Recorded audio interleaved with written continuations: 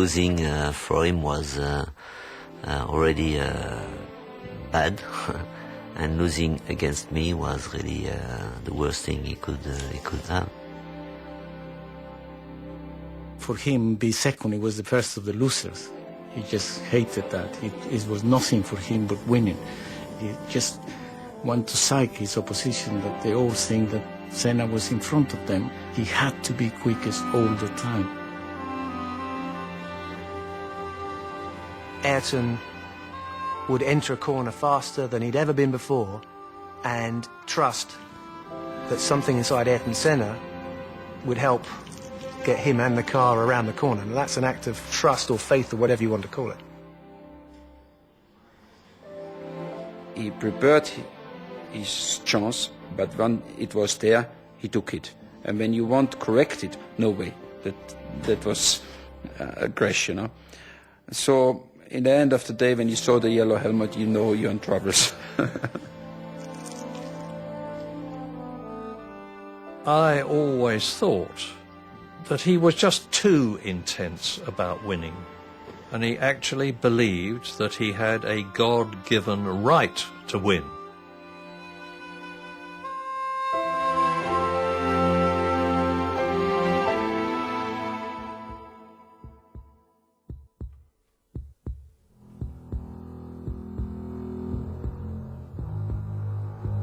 You think you have a limit. As soon as you touch this limit, something happens and you suddenly can go a little bit further. With your mind power, your determination, your instinct, and the experience as well, you can fly very high. Ayrton Senna's talent, commitment and determination carried him beyond normal boundaries. He displayed a supreme ability behind the wheel of a racing car, but he also demonstrated an immense depth of character, of thought and of emotion. His tremendous rivalry with Alain Prost throughout the late 80s and early 90s extracted every element of his genius. But if there was one area where Senna truly flew high, it was racing in the rain. His precision in the wet, he was just unbelievable. He just filled the car so much more. In the wet, you have to be very precise. You cannot make any judder with the steering. Or you got to be much more gently with it. And Ayrton filled the car much more than any other driver. First of all, looking out of my commentary box window, I saw the worst weather that I have ever seen at any race anywhere in the world. And it was rather embarrassing to me as an Englishman that everybody who thinks that it always rains the whole time in England was getting their suspicions proved. Ayrton was always very, very fast when it was wet. And this day we had a little bit everything for him and a little bit everything against us to look stupid. We employed somebody for the weather forecast, you know, and he was at the airport close to the track at Donington, and we were in permanent contact with him, you know. So we started the race, and then he was saying to us, I mean, not to me, not to the engineers, that you know, we had a shower and a big shower, so we had a few spots, and then I stopped for the tires, and then we had just a few stops, and then dry, you know. And then every time he was saying something, it was the opposite. And I had the sad record of 7 times changing tires, but 6 times in the wrong way anyway, you know. He was already pissed off anyway all the year about to having this engine, this Ford engine in his McLaren, because he wants to fight for the championship, and through the numbers he know that he's not going to fight for the championship. So all what he could do is to wait for special circumstance, and then to show everybody again what he can do. And that was a special circumstance. And all what he want to, he puts in his head in the first lap. He's going to come back first, you know, because he's going to make everybody stupid. And that's exactly what he did. It was making me hold my breath. And they were having a job to get my breath at the best of times. You just thought, well, I can't believe it. I can't believe it. It can't stay like this. It's bound to go off. And there he did, kept going and going and going. Nobody knew where anybody was.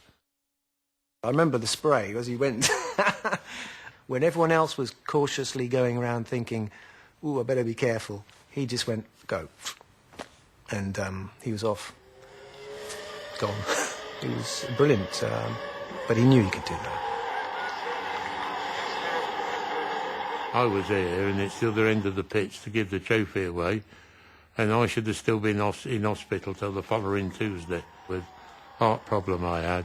But when I got onto the podium, you'd forgot all about you were ill. You felt 18 years of age. To see the happy face he'd got, it was unbelievable.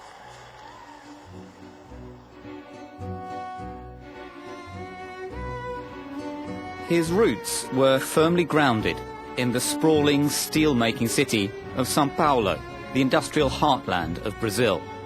Here, amid the energy and bustle of South American commerce, Ayrton developed his talents on the kart track at Interlagos and began a collection of trophies that would become greatly cherished by his close-knit family.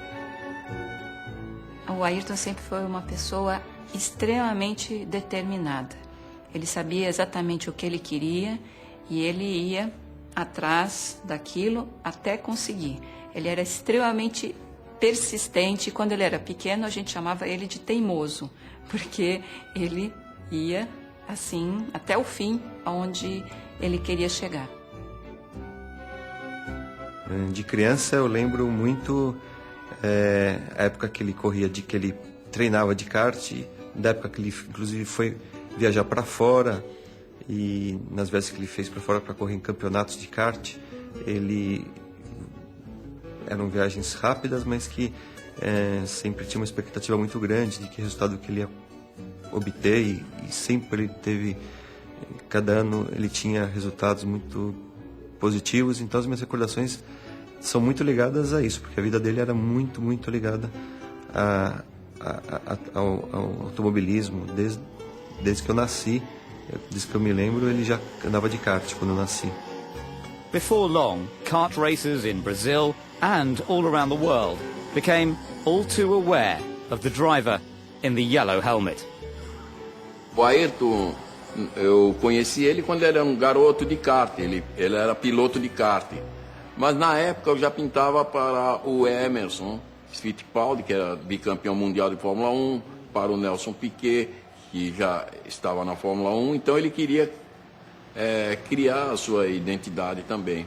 Então eu resolvi, pensando em colocar uma cor quente no capacete, como a Ferrari, que é vermelha, pintei ele de amarelo, certo? Com duas faixas saindo em verde e azul, saindo como se fossem os olhos dele, porque dá movimento e dá agressividade também. Então assim foi feito e foi composto as cores do país, em verde, amarelo, azul e branco. Quando Ayrton retornou, ele quis adotar essa pintura, que ficou para sempre a pintura dele. Foi isso aí.